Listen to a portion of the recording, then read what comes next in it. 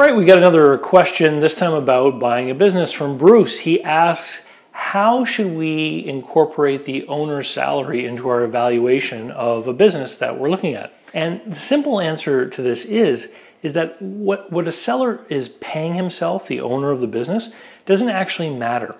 An owner's salary is discretionary, which means that if there's enough money there, the owner can set his own salary at whatever figure he wants to earn. What we want to do is we evaluate the cash flow of the business.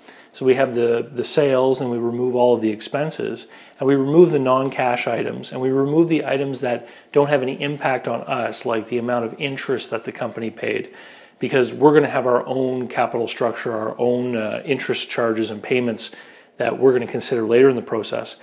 We want to ask ourselves, and then we add back whatever it is that the owner is paying himself, and we end up with a cash flow figure called the seller's discretionary earnings. It's basically how much money is available to me as the owner if I were to buy this business. If I bought it 12 months ago, how much money would be under my control right now? So then what you do is you want to figure out what is the actual fair market value of the work that the owner does. So if in this industry the owner is doing the work that a manager in a competing business might be paid $60,000 to do, you then can take that into account. So if the seller's discretionary earnings are $100,000 and the fair market value of an owner's work is $60,000, then we know that you could have $60,000 and then there's $40,000 of profit in excess of that, at which point we would call that number the EBITDA, the earnings before interest, taxes, depreciation, and amortization. So it's how much money is available after a fair market expense has been paid out for an owner-manager.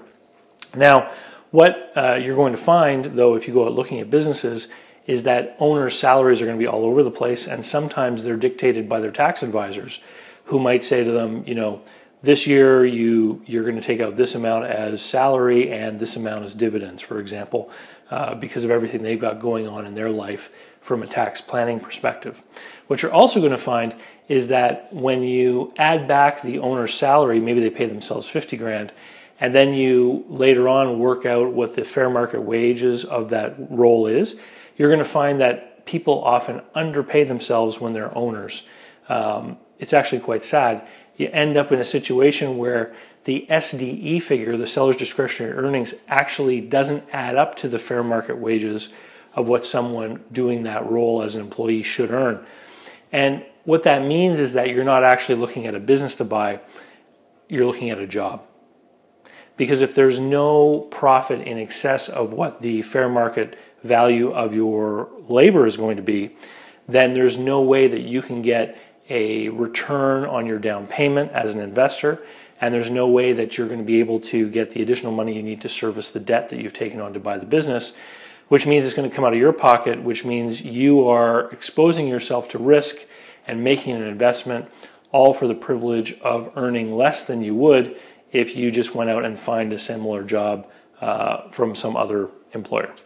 Anyway, that's how we look at the owner's salary when we're evaluating a business. I hope that was helpful. If you want to know more about all the different techniques, fundamentals, and mechanics of evaluating a business for sale, then you really should enroll yourself in my online course, Business Buyer Advantage, which you can find at businessbuyeradvantage.com. It's the online version of my full-day workshop that I've been doing since 2009, and I know that if this question interests you, you'll certainly enjoy that course. Thanks, and we'll see you next time. Hey, you made it to the end of the video. That's great. Don't forget, visit www.investlocalbook.com. Sign up for my email list. It's right down here under the welcome video. Thanks, and we'll see you next time.